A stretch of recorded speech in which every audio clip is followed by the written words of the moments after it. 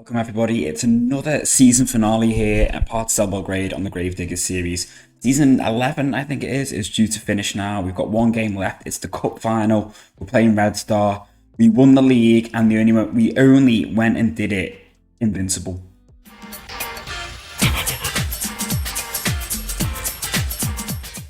Yes everyone, is it not a thing of beauty? 30 wins, 7 draws, 0 losses.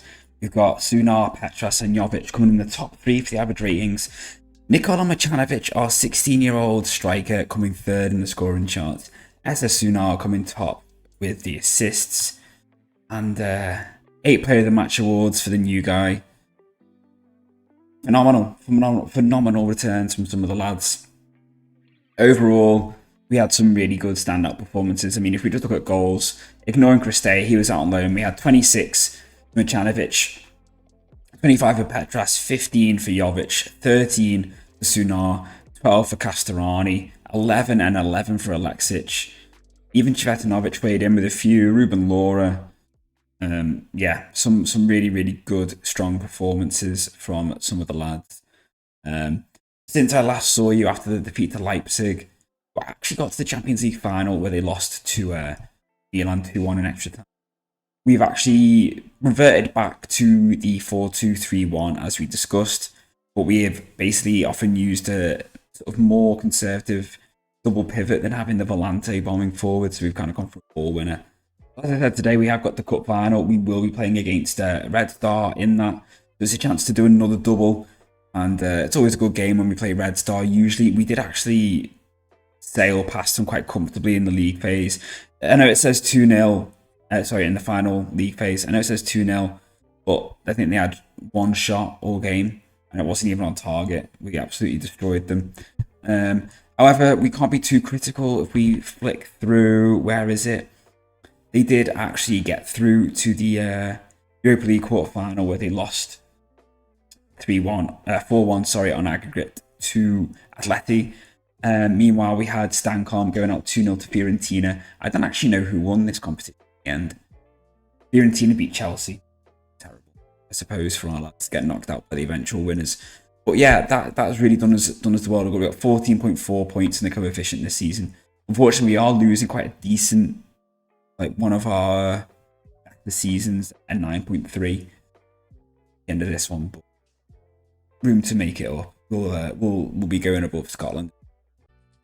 So for the lineup for the Red Star game, it's going to look a little bit like this. Angeloni has done really well since he's joined. He's slotted straight in and at right back really nicely, and has already shown some signs of development as well. He's been pretty solid, as you can see. Average rating of 7.16. Noah Suarez, Bishiabu, and Ungoy is the best. Ungoy is likely to go back to PSG. I don't think we're going to be able to extend his loan. I don't know whether we will either, to be honest with you. Santos has basically just been our cup keeper, so he's just going to play today because he's our cup keeper. Chihan and Costas are making up the double pivot. That's kind of what we've been running with Jovic, Castorani and Essa. Castorani is basically essentially just going to be on number 10 now. And I think he can do the job really well, generally, to be honest with you. And then Machanovic up top. I think Petras is injured. I think we go with this and hopefully this is good enough. So another game against Red Star, another cup final. And we'll be looking to build on some seriously impressive performances this season. Hopefully get another trophy, another double. Just a formality really at this stage. We are just so dominant domestically, as shown by the fact that we got that invincible season. We just managed to give Essa a new contract, but we had to agree to give him a release clause of 17 million. We've been trying to tie him down to a new deal. He's not been here long, but just to, I was conscious of the fact that his value wasn't great. I thought if we can get him on a new deal, it might help bump his value up a little bit. Hopefully time here, because he only had like a couple of years left or something like that on it anyway. But we had to basically agree a 17 mil release clause as part of it, which doesn't sound great, but when you think prior to that, when we'd been trying to offer him a new contract, it was limited at like an 8 mil release clause, so we would have actually made a loss on him. We signed of like 9-10 mil. So 17 mil, while it's not great, it's still better than nothing, and hopefully we can negotiate that out, in a season or two.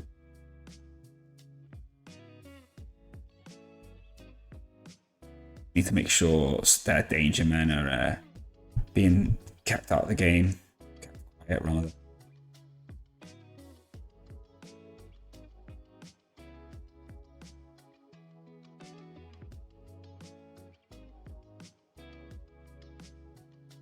I feel like I type mark a lot of players.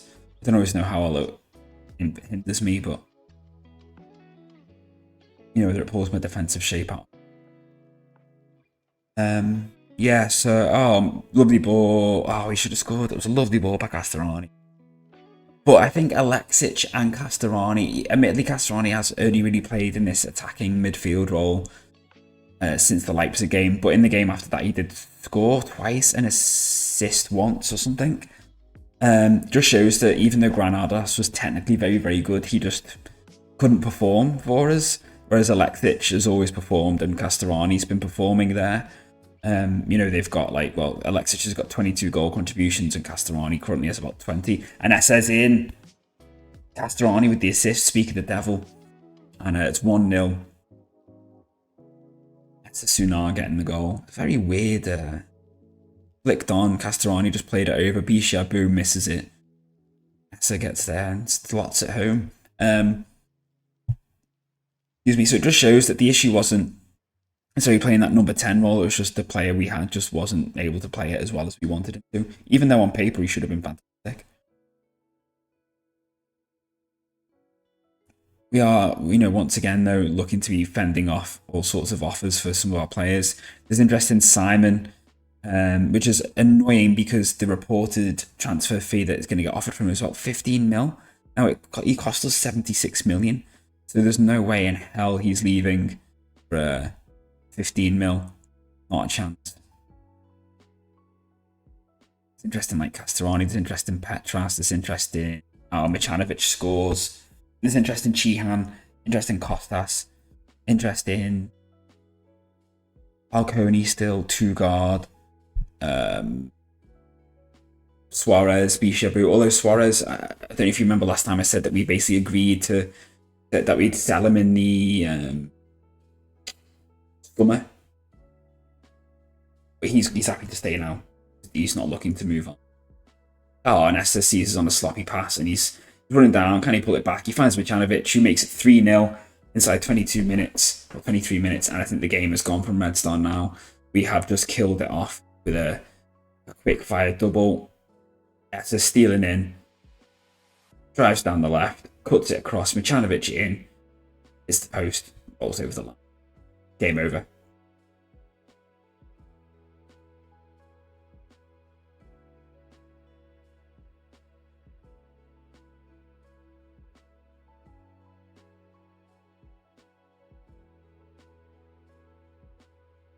I say game over, barring any miracles, but you'd like to think that we've been determined now.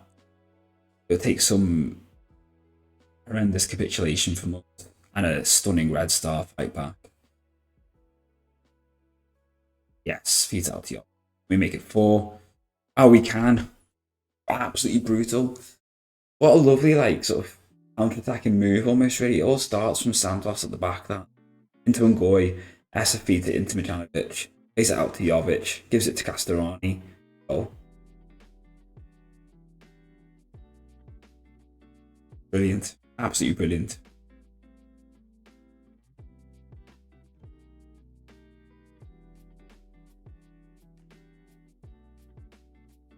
We smell blood here, don't we? We are going for it.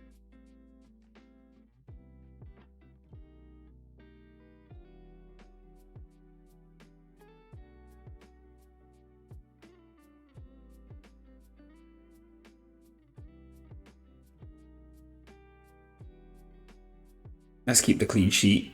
Yeah, that'll do. Clean sheet at half-time, lovely. So in true Football Manager style, I imagine we now won't score at all in this one. Oh, Essa, be careful. Don't go throwing yourself in like that.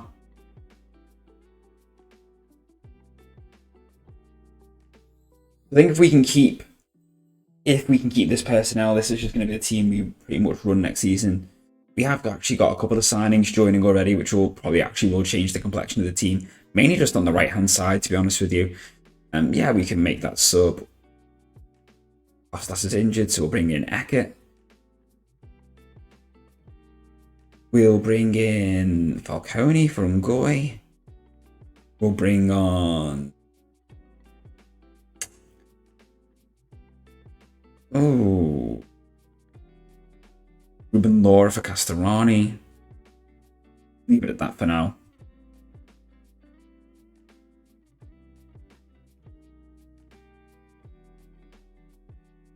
I was going to let Osman leave on a free, but I just thought I'd see what he wanted. And he only wanted like 5.5k a week to be an impact sub, so I thought he's a good individual to have around because he's decent, he's, you know, experienced.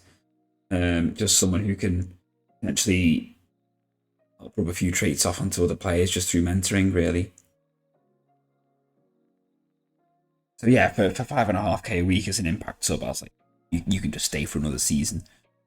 He might choose to retire, who knows? But I think I will bring him on, yeah. And we'll bring on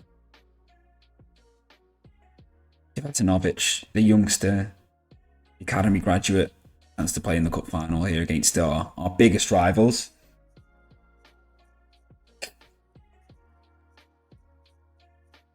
Yeah, I told you we probably wouldn't score this half, and it's looking like that's going to be the case. Ishabu has really cut those mistakes out of his game, by the way, this season. I was only thinking this the other day. I couldn't remember the last time he'd done something stupid. Jinxed it now, but he does really seem to cut them out of his game, whether it's just because he does just now look for simple passes. And we're not playing him as a ball player. He just doesn't make those sort of mistakes, maybe. I don't know.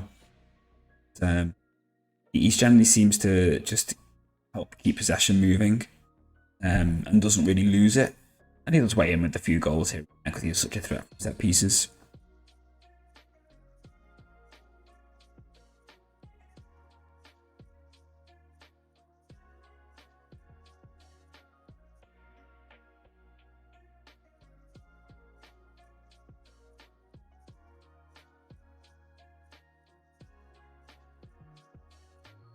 And you might think, oh, you took Michanovic off when he was on a hat-trick, but it's fine. He'll get over it. And that's it. Another cup win. I think that's 6 out of the last 7.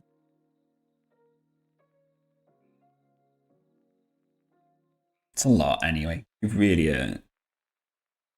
turned into such a dominant domestic force now.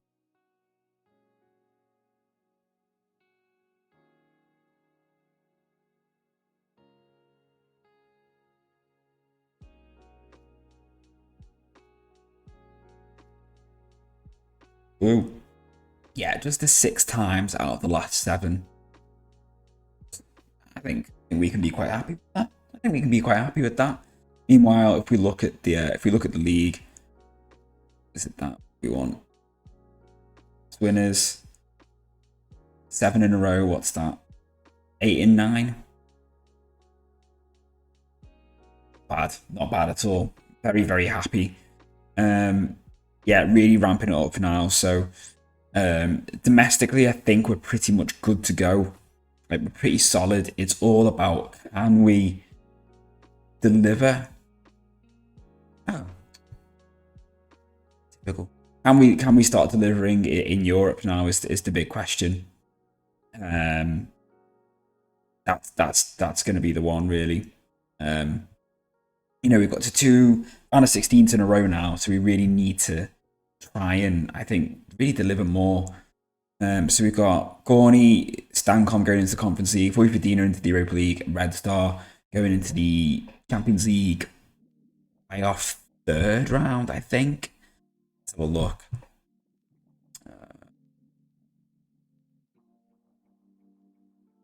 League path. 3rd round, I think it is. 2nd round. And then they have the 3rd round, and then is that it? I think that's it, is it? Yeah, I think that's it. If they get past that, then they go through. Excuse me, if they don't, then they'll drop into the Europa League, and if they don't win that, then they'll drop into the league again. I would have thought. I kind of want them to drop down, to be honest with you, because I think they'll probably do better in the Europa League or even the Conference League.